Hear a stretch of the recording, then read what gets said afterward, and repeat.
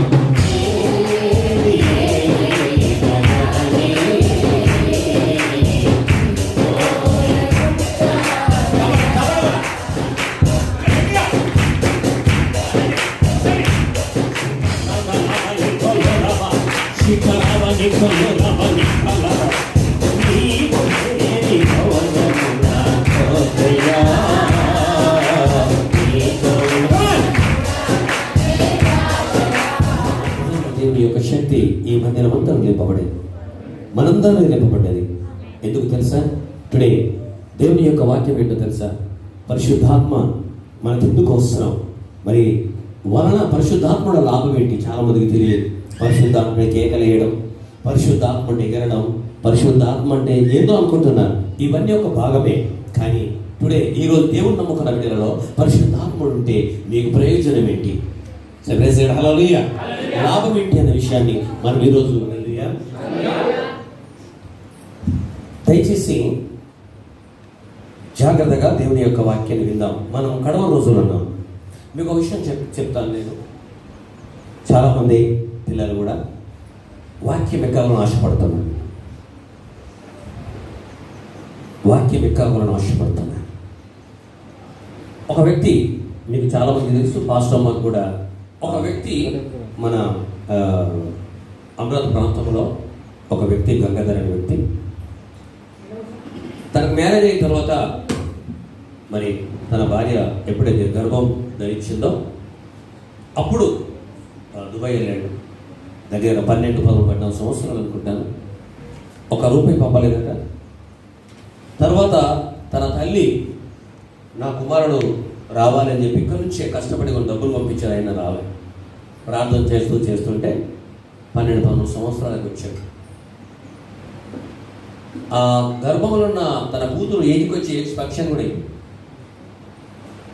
తర్వాత వచ్చిన తర్వాత మళ్ళీ ఆ సహోదరి చెప్పిన, సార్ పాప ఉంది కానీ మాకు ఒక బాబు కావాలా, ఎవరికైనా ఆశ ఉంటుంది.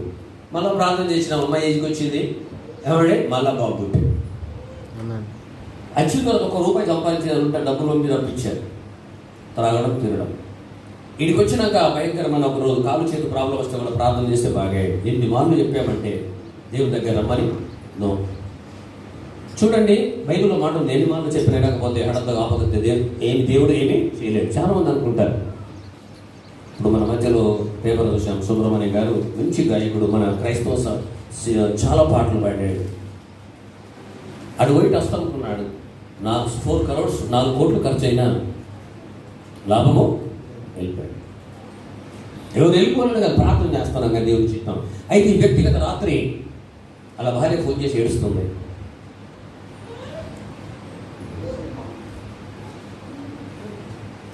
దాన్ని ఒకసారి అయితే దేని బిడ్డలారా, గత రాత్రి 12 అనుకుంటాను కదా, 12-12:30 కూడా అయితే వచ్చు. తన భార్య ఫోన్ చేసి ఏడుస్తుంది, సార్ నా భర్త చనిపోతాడు. వాస్తవం చెప్పాలంటే ఆ రాత్రి ఒక డాక్టర్కి ఫోన్ చేసి పంపించాను. అక్కడ నుంచి మాతో ఒక ఆదరణ పంపించాను. ఇప్పుడు కూడా నా ప్రజెంట్ చూడండి పరిస్థితి ఎలా ఉందంటే, ఎన్ని మార్లు చెప్పి నేనులే మారలే, లాస్ట్ మూమెంట్లో ఉన్నాడని చెప్తున్నాను. మీ అందరికీ నేను ప్రమాణం మనం చేస్తున్నాను. సమయం మన చేతులు ఉంది. దేవుడు మనకు అవకాశం ఇచ్చాడు. దేవుని ఆరాధించేది, దేవుని స్తుతించేది, దేవుని మహిమపరిచేది దేవుని కొరకు ఏ పని చేసినా ఇప్పుడే చేద్దాం. రేపటి దినాన్ని గురించి మనం ఆలోచించే అవసరము లేదు. రేపటి దినాన్ని రేపటి దినం చూసుకుంటుంది, అది నీ చేతిలో లేదు. కనుక ఈ విషయాన్ని మీరు అర్థం చేసుకోవాలని ఏడుస్తున్నారు. ఇప్పటికి కూడా ఆయన బ్రతకడు అని ఆయన ప్రార్థన చేస్తున్నాం. అయితే దేవుని స్తోత్రం, హల్లెలూయా హల్లెలూయా. ఈరోజు మనము పరిశుద్ధాత్మ వలన మనకు ప్రయోజనమైన విషయాన్ని మనము 7 విషయాలు మనం చూసుకుందాం. కడవ రోజులు ఆఖరి రోజుల్లో ఉన్నాం. పరిశుద్ధాత్మ నమ్ముకుంటే పొందుకుంటే నీ ప్రయోజనం ఏంటన్న విషయాన్ని గుర్తు చేసుకుని యోహాను సువార్త 14వ అధ్యాయం 26వ వచనము మైకు ద్వారా క్లియర్గా చదవాలండి. ఎవరైనా చదివినా. ఆదరణకర్త అనగా తండ్రి నా నామమున పంపబోవు పరిశుద్ధాత్మ సమస్తమును మీకు బోధించి నేను మీతో చెప్పిన సంగతులన్నిటినీ మీకు జ్ఞాపకం చేయండి. చప్పట్లు కొట్టండి ఒకసారి గట్టిగా గట్టిగా.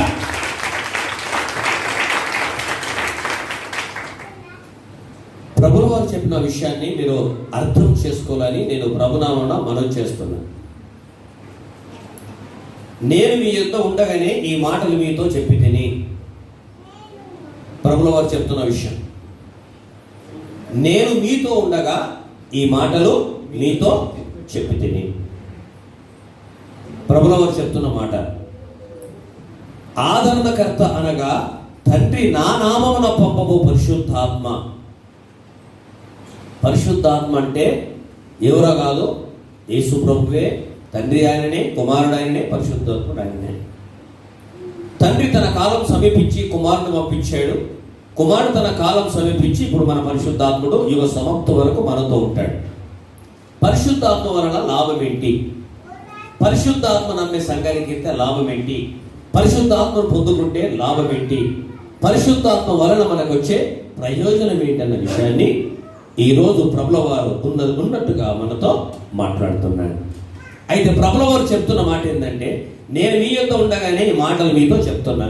మీతో ఉన్నప్పుడు ఈ మాటలు చెప్తున్నాను.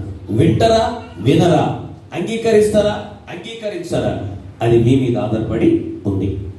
అయితే ఏం చెప్పాడు? ఆదరణకర్త అనగా క్లియర్గా చెప్తున్నాడు.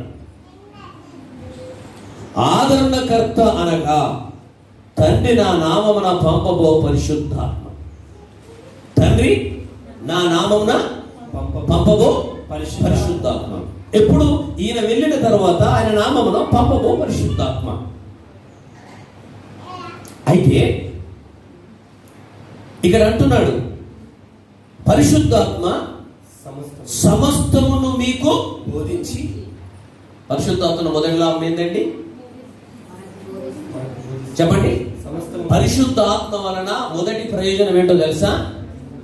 మనకు సమస్తము బోధిస్తాడు. ఈ రోజు నువ్వు పరిశుద్ధాత్మను నమ్మవు, పరిశుద్ధాత్మను అంగీకరించవు, పరిశుద్ధాత్మ ఉండనన్న సంగతి నువ్వు నమ్మవు. మరి ఎవరు బోధిస్తున్నారు? ఎవరిని టీచ్ చేస్తున్నారు? పరిశుద్ధాత్మ ఏంటంటే, పరిశుద్ధాత్మ మనకు బోధిస్తాడు.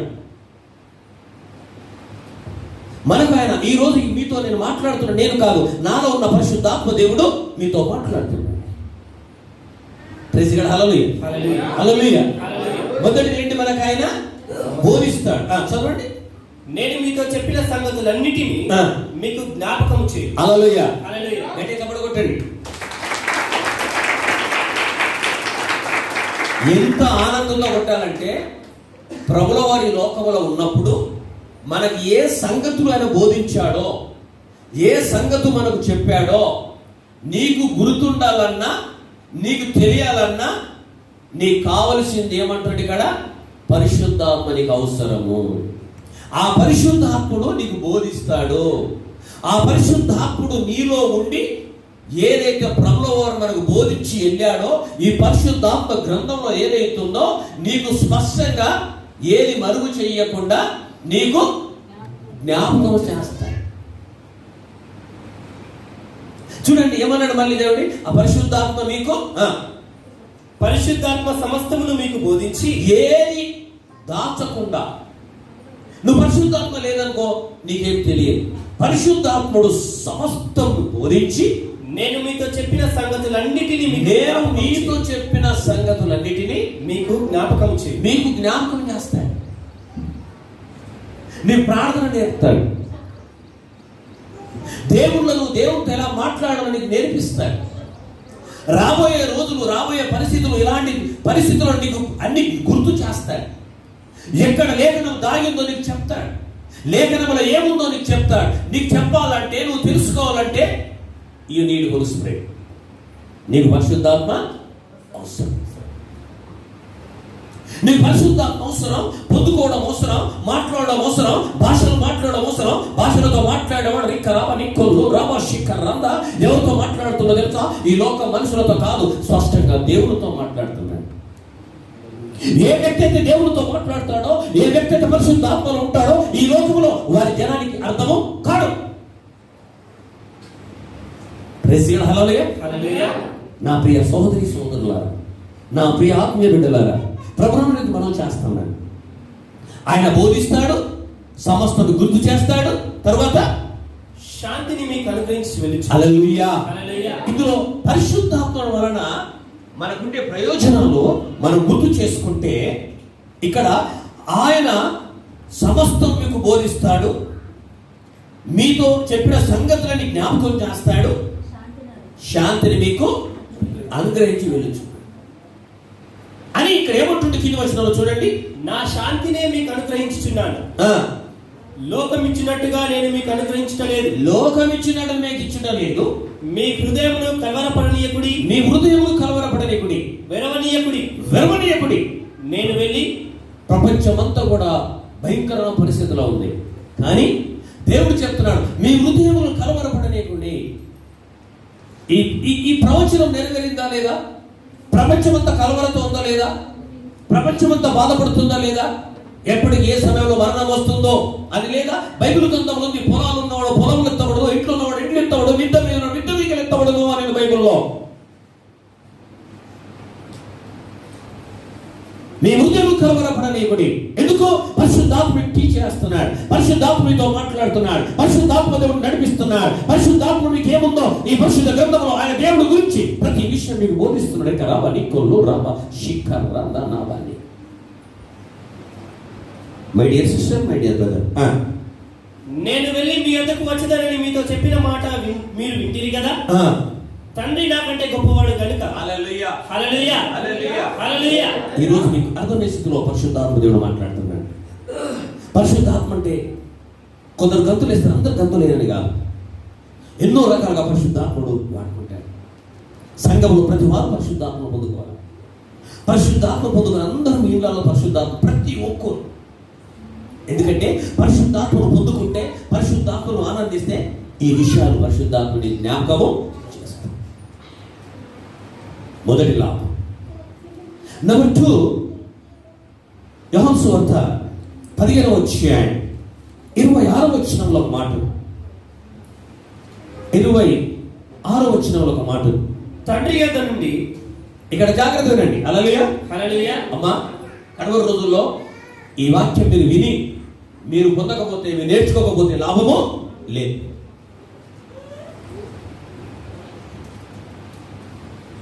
దేవుని నమ్ముతున్నాం, దేవుని వెంబడిస్తున్నాం, నీకు ప్రయోజనం ఉండాలి. అందుకనే రెండో విషయాన్ని ఇక్కడ ప్రభువు వారు చెప్తున్న విషయాన్ని గుర్తు చేస్తున్నాను. 15వ అధ్యాయం 26వ వచనం. తండ్రి యొద్ద నుండి మీ యొద్దకు నేను పంపబోవు ఆదరణకర్త. తండ్రి యొద్ద నుండి మీ యొద్దకు నేను పంపబో ఆదరణకర్త అనగా తండ్రి యొద్ద నుండి బయలుదేరు సత్య స్వరూపి అయిన ఆత్మ వచ్చినప్పుడు ఆయన నన్ను గురించి సాక్ష్యమిచ్చును. హల్లెలూయా, హల్లెలూయా. హల్లెలూయా. ఒకటి, సమస్తం మనకు బోధిస్తాడు. రెండవది, పరిశుద్ధాత్మ వలన మొదటి లాభం సమస్తం మనకు బోధిస్తాడు. రెండవది ఏం చేస్తాడు? ఇక్కడ సాక్ష్యం ఇస్తాడు. తండ్రి యొద్ద నుంచి పంప పరిశుద్ధాత్మ మనము అంగీకరించినప్పుడు, నా ప్రజెంట్ పరిశుద్ధాత్మ ఇక్కడ ఉన్నాడు, పరిశుద్ధాత్మ మన దగ్గర సంచరిస్తున్నాడు. నువ్వు నమ్ముతున్నావా? నువ్వు పొందుకున్నావా? ఆ పరిశుద్ధాత్ముడు ఈ విషయాలు ఆయనలో ఉన్న స్వభావం, ఆయనలో ఉన్న ఆయనను మనం అంగీకరిస్తే, ఆయన మనం పొందుకుంటే, ఆయనలో ఉన్న దానివల్ల మన లాభం ఏంటన్న విషయాన్ని ఈరోజు పరిశుద్ధాత్ముడు మాట్లాడుతున్నాడు. రెండవది, ఆయన సాక్ష్యం ఇస్తాడు. అందుకని ఇక్కడ అంటున్నాడు, తండ్రి యొద్ద నుండి మీ యొద్దకు నేను పంపబో ఆదరణకర్తనగా. తండ్రి యొద్ద నుండి బయలుదేరు సత్య స్వరూపైన ఆత్మ. పరిశుద్ధాత్మ ఆయననే, సత్య స్వరూపైన ఆత్మ ఆయననే. ఆయన వచ్చినప్పుడు ఆయన నన్ను గురించి సాక్ష్యం ఇచ్చింది. వచ్చిండు ఆల్రెడీ. దేవునికి స్తోత్రం. హల్లెలూయా. ఇప్పుడు యేసు గురించి సాక్ష్యం ఇస్తున్నాడు. యేసు ప్రభు నీటిలో ఎప్పుడైతే బాప్తిసం పొందాడో, ఆయన నీటిలో లేచిన తర్వాత పరిశుద్ధాత్మ ఆయన మీకు వచ్చి, ఇగో ఇతను నా ప్రియ కుమారుడు, ఇతను నేను ఆనందిస్తున్నాను. దేవుని నామానికి హల్లెలూయా. కానీ ఇంకో విషయాన్ని గుర్తుపెట్టుకోండి, ఆయన వల్ల ప్రభు మాట్లాడతాడు, యోహాను నీళ్ళలో బాప్తిసం ఇచ్చింది కానీ నేను అగ్నితోనూ పరిశుద్ధాత్మనికి బాప్తిసం ఇస్తున్నాను. దేవుని బిడ్డలారా, సంఘానికి వస్తున్న మనం, దేవుళ్ళు ఉన్న మనం, ఈ పరిశుద్ధాత్మ వలన మనకుండే ఈ ప్రయోజనం. అందుకనే ప్రతి వారు ఆత్మలో ఆనందించండి, పరిశుద్ధాత్మ కొరకు మీరు ప్రార్థించండి. ఆయనలో ఉన్న ఈ విషయాలు మీరు నేర్చుకుని ఆయన కూడా సాక్ష్యం ఇస్తుందని రెండో విషయాన్ని ఇక్కడ మనం చూస్తున్నాం. అదే యోహాను సువార్త 16వ అధ్యాయం 7వ వచనంలో ఒక మాట అంటాడు, చూద్దాం. అయితే మూడవది, అయితే నేను మీతో సత్యము చెప్పుచున్నాను. అయితే నేను మీతో సత్యము చెప్పుచున్నాను. నేను వెళ్ళిపోవడం వలన మీకు ప్రయోజనకరం. నేను వెళ్ళని ఎడల ఆదరణకర్త మీ యొద్దకు రాడు. హల్లెలూయా. ప్రభువు చెప్తున్నాడు, నేను మీ మధ్యలోకి వచ్చాను, నేను వెళ్ళాలి. నేను వెళ్ళిన తర్వాత మీరు అనాథగా వదలను. ఆయన రెండోసారి వస్తాడు. అంతవరకు ఎవరున్నారు? ఏ రూపంగా ఉన్నాడు? ఇప్పుడు పరిశుద్ధాత్మ రూపంగా ఉన్నాడు. ఆ పరిశుద్ధాత్మ రూపంగా మనం నడిపిస్తున్నాడు. నమ్మేవారి భాషలు ఇస్తున్నాడు, నమ్మేవారికి ప్రవచనం ఇస్తున్నాడు, నమ్మేవారికి ఏమంటే దర్శనాలు ఇస్తున్నాడు, నమ్మేవారికి కళలు ఇస్తున్నాడు, కళల భావం కూడా ఇస్తున్నాడు. అందుకని అపోస్తలుడైన పౌలు గారు అంటే ఒక స్థలంలో పరిశుద్ధాత్మ పొందుకొని మీరు భాషలతో మాట్లాడితే సంఘము క్షేమం కొరకని చెప్తాడు, క్షేమ అభివృద్ధి కొరకని చెప్తాడు. పెంటెకొస్తు పండుగ రోజు వారందరికీ పరిశుద్ధాత్మ దిగి వచ్చింది. అక్కడ ఉన్న వాళ్ళందరూ పరిశుద్ధాత్మతో నింపబడ్డారు. కొంతమందికి అర్థం కాలేదు, వీళ్ళు త్రాగారనుకున్నారు. ఈరోజు మనం కూడా పరిశుద్ధాత్మను ఆనందిస్తుంటే ఏంటి ఇంత అల్లరి ఉందనుకోండి. అల్లరి కాదు, దేవుని యొక్క శక్తితో నింపబడ్డ తర్వాత ఏ వ్యక్తి కూడా సంతోషంలో ఉన్నప్పుడు గంతులేస్తాడు. కనుక ఈరోజు ఈ మందిరంలో చేయబడ్డ ప్రతిది కూడా ఆరాధిస్తున్నాం దేవుడు. తెలియని వాళ్ళకి మాకు అర్థం కాదు. అందుకని చదవండి, నేను వెళ్ళని ఎడల ఆదరణకర్త మీ యొద్దకు రాడు. నేను వెళ్ళిన ఎడల ఆయనను మీ యొద్దకు పంపుదును. ఆయన వచ్చి ఇక్కడ రండి. ఆయన వచ్చిందా లేదా? చెప్పండి, వచ్చిందా లేదా? హల్లెలూయా. ఆయన వచ్చి పాపముల గురించి నంబర్ 1 పరిశుద్ధాత్మ వలన మనం పొందుకునే లాభాల గురించి చెప్తున్నాను. ఆయన వచ్చి మళ్ళీ ఏం చేస్తున్నాడు? మూడవది, ఒకటి పాపముల గురించి, నీతిని గురించి, తీర్పును గురించి లోకమును ఒప్పుకొన చేయి. హల్లెలూయా. Praise the Lord. గట్టిగా చప్పట్లు ఒకసారి గట్టిగా. మీరు గట్టిగా చప్పట్లు కొడితే దాని అర్థం ఏంటంటే మీకు వాక్యం అర్థమైనట్టు. మీరు గట్టిగా చప్పట్లు కొట్టలేదంటే ఖచ్చితంగా మీకు అర్థం కాకపోతేనే కొట్టరు. అవునా కదా? 100% అది నా అంతరాత్మ చెప్తుంది ఇక్కడ. అప్పుడు నేనేమనుకుంటా అంటే వాళ్ళకి అర్థము కాలే కనుకనే మళ్ళీ రిపీట్ చేయాలి. అర్థమైందా మీకు? అర్థమైతే చప్పట్లు ఎట్లా కొడతారు? కొట్టండి ఒకసారి.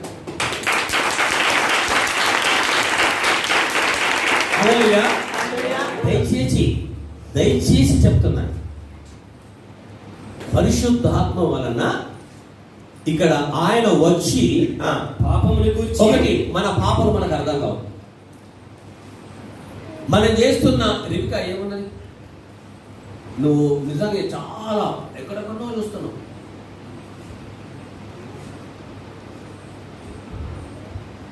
హల్లెలూయా. దయచేసి క్షమించాలి. మొదటిగా ఆయన చేస్తున్న పని మన పాపములు మనకు గుర్తుకురావు. ఈరోజు హాస్పిటల్ ఉన్న వ్యక్తి మరణ ఛాయతో కొట్లాడుతాడు. ఆయన పాపములు ఆయన గుర్తుకు, నీ పాపములైనా నా పాపములైనా మనం చేస్తున్న ఏ పాపమైనా ఈరోజు నువ్వు చేస్తున్నావు తప్పు అని తెలుసుకోవాలంటే నీకు పరిశుద్ధాత్మ. ఈ బైబిల్లో విషయం చెప్తున్నాను. ఆయన వచ్చి పాపాన్ని గురించి, నీతిని గురించి, తర్వాత నువ్వు నీతిగా ఎలా జీవించాలో నీతిని గురించి, తీర్పుని గురించి, తర్వాత యేసు ప్రభు రెండోసారి వచ్చినప్పుడు తీర్పుని గురించి, లోకమును ఒప్పుకొని చేయి. లోకాన్ని గురించి. మనం పాపం చేస్తున్నాం, మనకు అర్థం కాదు. మన పాప జీవితం మనకు అర్థం కాదు. మనకు అర్థం కాదు కనుక మనకు ఎవరు వస్తారు? పరిశుద్ధాత్మ. మరి ఈరోజు నువ్వు పరిశుద్ధాత్మను పొందుకుంటలేవు, పరిశుద్ధాత్మ పొందుకున్న సంఘానికి వెళ్తలేవు, నువ్వు పరిశుద్ధాత్మ ఉన్న విషయం నీకు తెలియదు, వస్తున్నావు వెళ్తున్నావు. మరి ఈ విషయాలు నీకెవరు చెప్పాలి? నువ్వు నీతిగా తీర్చబడకపోతే, నీ పాపం నీ భూలోకంలో కడగబడకపోతే నువ్వు ఎలా ఎత్తబడతావు? అందుకని యేసుప్రభు లోకానికి వచ్చి మన కొరకు ప్రాణం పెట్టి తిరిగి లేచాడు కనుక ఈ రోజు సహోదరి సహోదరులారా, ఈ రోజు పరిశుద్ధాత్మ నీకు అవసరం. నీకు రక్షణ అవసరం. రక్షణ తీసుకున్న పరిశుద్ధాత్మ నీకు అవసరం. మన తప్పులు మనకు అర్థం కావు, మన ధర్మం మనకు అర్థం కావు. బైబిల్ గ్రంథంలో ఒక వ్యక్తి ఉన్నాడు, అపొస్తలుల కార్యము 10వ అధ్యాయంలో అనుకుంటాను, బహుశా కొర్నేలి. ప్రైజ్ గాడ్, హల్లెలూయా హల్లెలూయా. బైబిల్ గ్రంథంలో ఒక మాట ఉంది. కొర్నేలి గారు అధికారంగా ఉన్న వ్యక్తి. కొర్నేలిలో ఉన్న స్వభావం ఏంటంటే దాన ధర్మాలు చేసేవాడు, భయభక్తుల్లో ఉన్నాడు, కుటుంబం భయభక్తులను నడిపించాడు. హల్లెలూయా. క్రైస్తవులకు ఉండవలసిన లక్షణాలు అవి. దాన ధర్మాలు చేయాలి, ఇతరులను ప్రేమించే విధానం ఉండాలి, కుటుంబంలో ప్రార్థన నడిపించే విధానం ఉండాలి. ఆయన చేస్తున్నాడు. ఆయన దాన ధర్మాలను ఏదో మానవుడు చూడాలని కాదు. అందుకని బైబిల్ గ్రంథంలో ఒక మాట ఉంది, నువ్వు కుడి చేతి ఇచ్చినది ఎడమ చేతి తెలియకూడదు.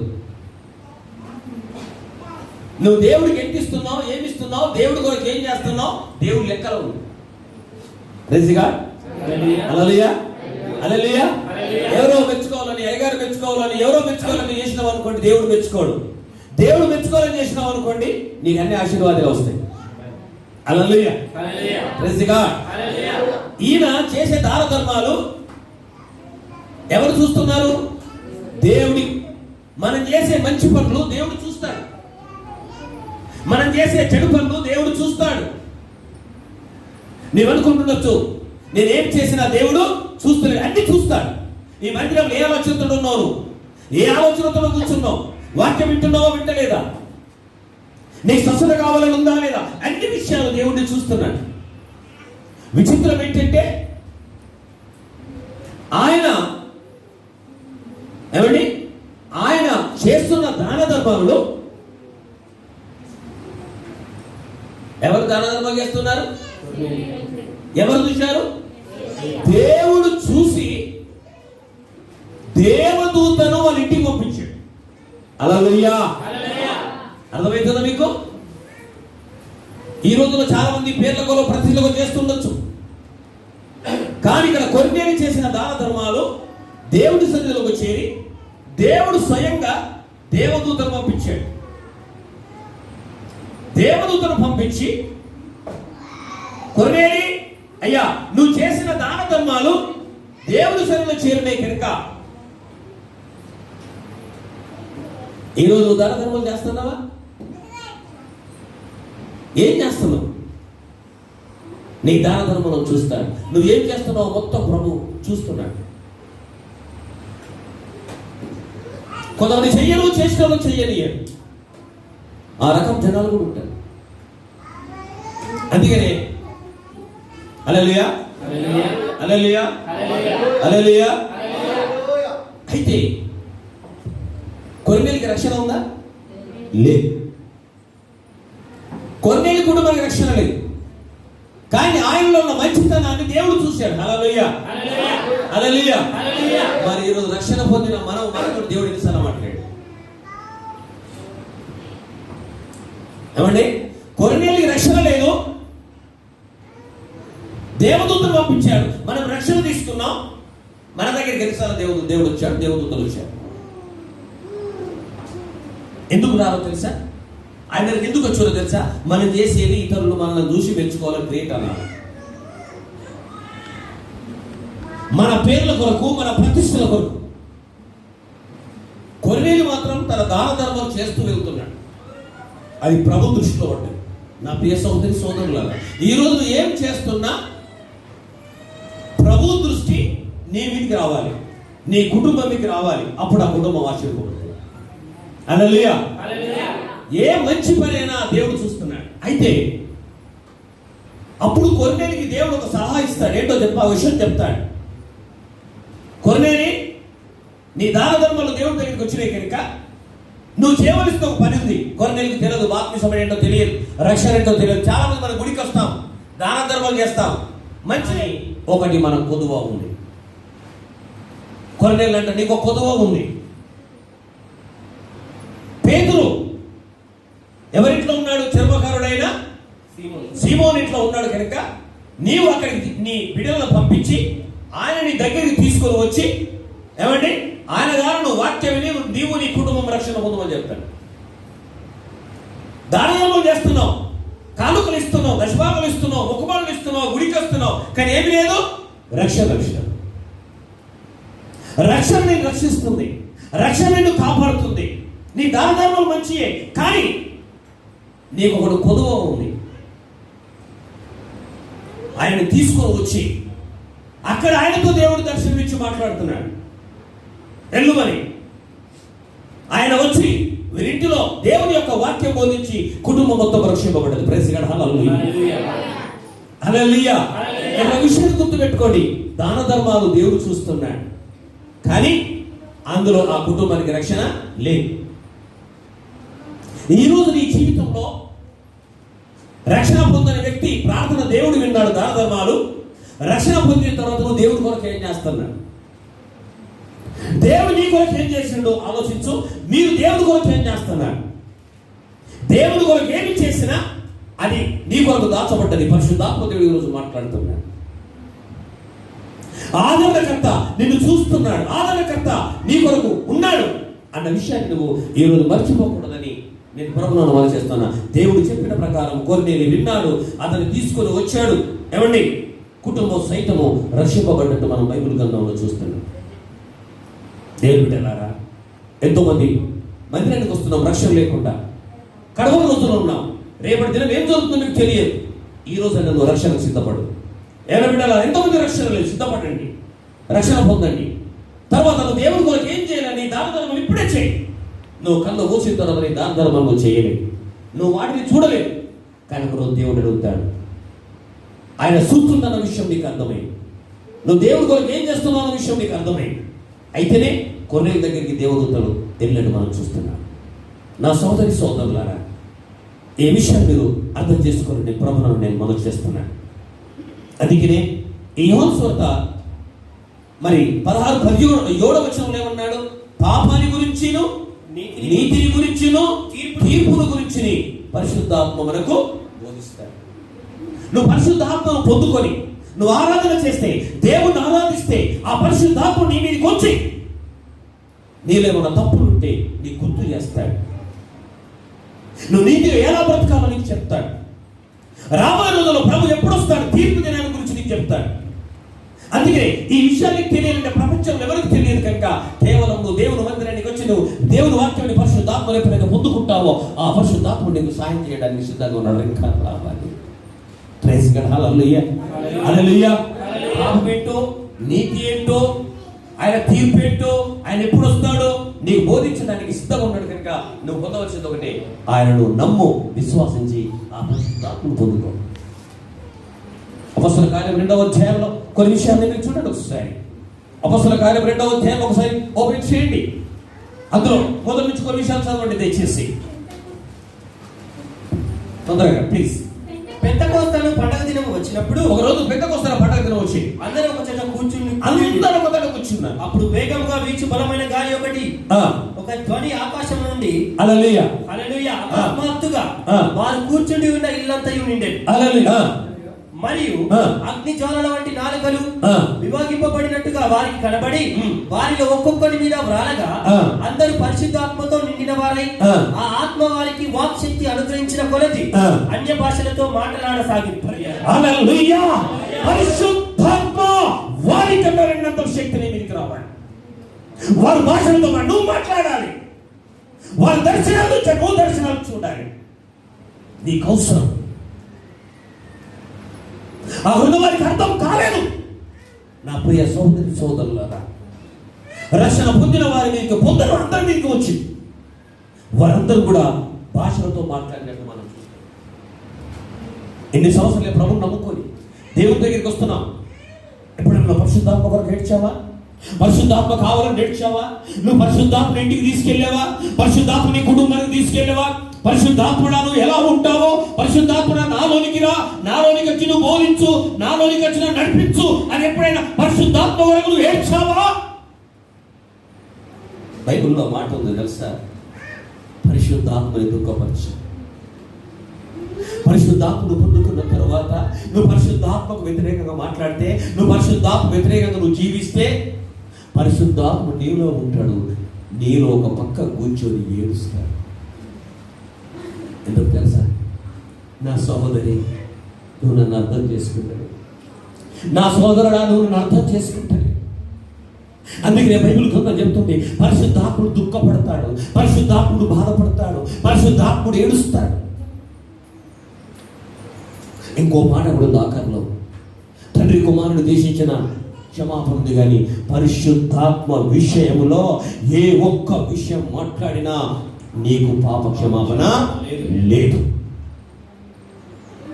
సవాల్ నేను చెప్తున్నా, దేవుడు చెప్తున్న విషయం. అందుకనే మనందరం దేవుని దగ్గరికి వచ్చినాం, ప్రభుని ఆరాధిస్తున్నాం, ప్రభుని ఆరాధించినాం. ఇప్పుడు మనలో పరిశుద్ధాత్ముడు ఉన్నాడు.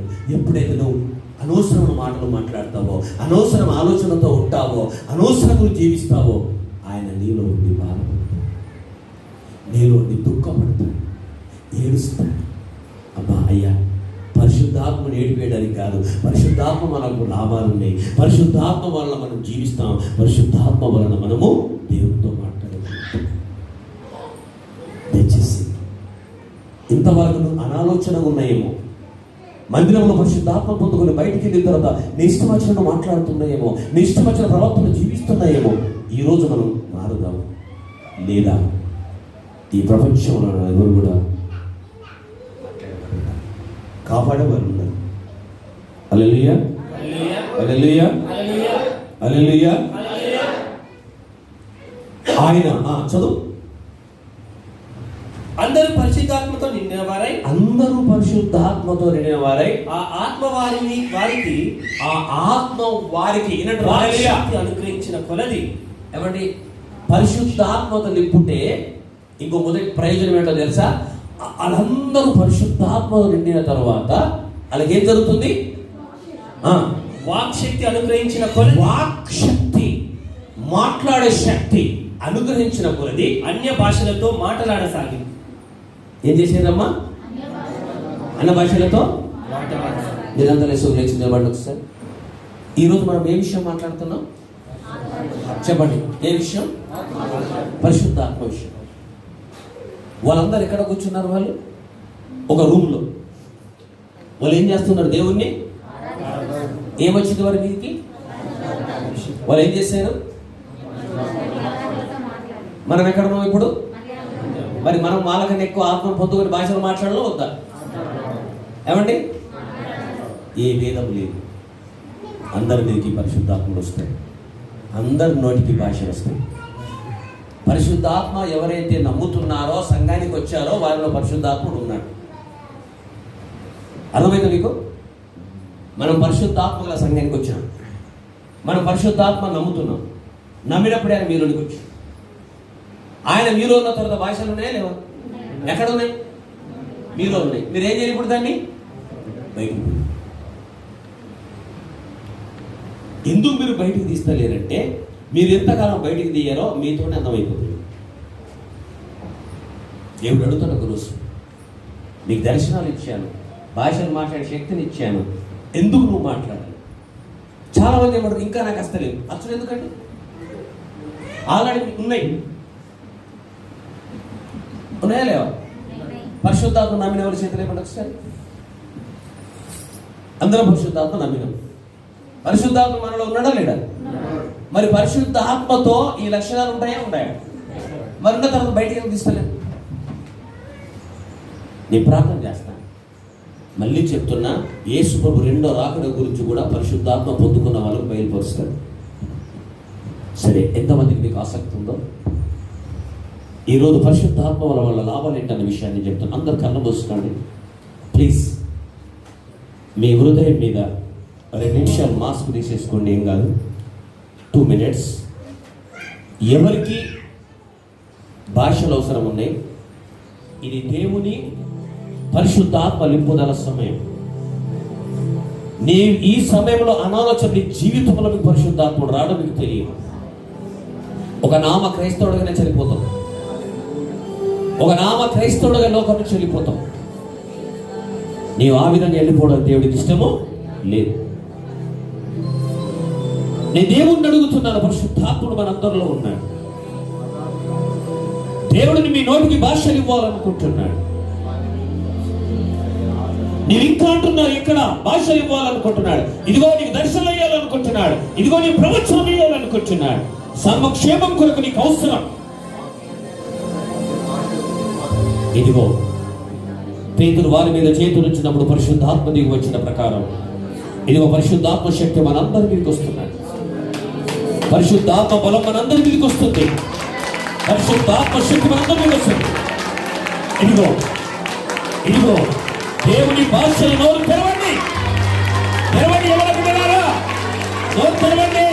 రావని కులము రావనా శిక్ష రావని కులము రావనా భాష వస్తున్నాయి. భాషలతో మాట్లాడండి, దేవునితో మాట్లాడండి, ప్రభువుతో మాట్లాడండి.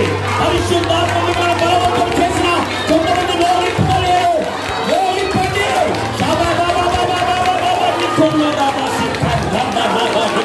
నోరిప్పండి, నోరిప్పండి, నోరిప్పండి. మీకు భాషలు రావు, నోరిప్పండి, మీకు భాషలు రావు. ఎవరైనా రికా రాబా నీకో రాబా శికా రాబా రాబా బాబా నీకో రాబా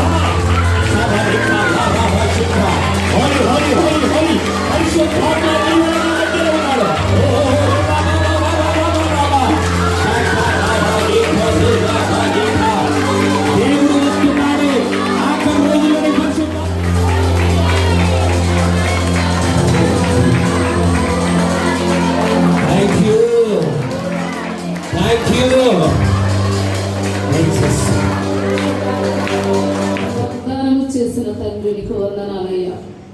లోకము నన్ను ఎరగదు కానీ మీరు నన్ను ఎరిగి ఉన్నారన్నావు ప్రభువా. మాలోనే ఉంటానని నీవు సెలవిచ్చిన దేవా, ఇదిగో మాతో మీరున్నందుకు వందనాలు యేసయ్యా. మాలో మీరున్నందుకు వందనాలు. సర్వ సత్యములోనికి మమ్మల్ని నడిపిస్తూ అన్ని విషయాల్లో మాకు ఆదరణ కలుగజేస్తారని వాగ్దానం చేసిన పరిశుద్ధాత్మ దేవా, ప్రతి బిడ్డపై అభిషేకాన్ని కుమ్మరించినందుకు వందనాలు యేసయ్యా. ప్రతి బిడ్డ కూడా అద్భుతమైన వాక్కుని నాయన వారి హృదయంలో దాచుకుని దాని ప్రకారం నడిచి కృపను వారికి దాయిచేయమని యేసయ్యా శ్రేష్టమైన నామమును బట్టి అడుగుచున్నాను తండ్రి. ఆమేన్.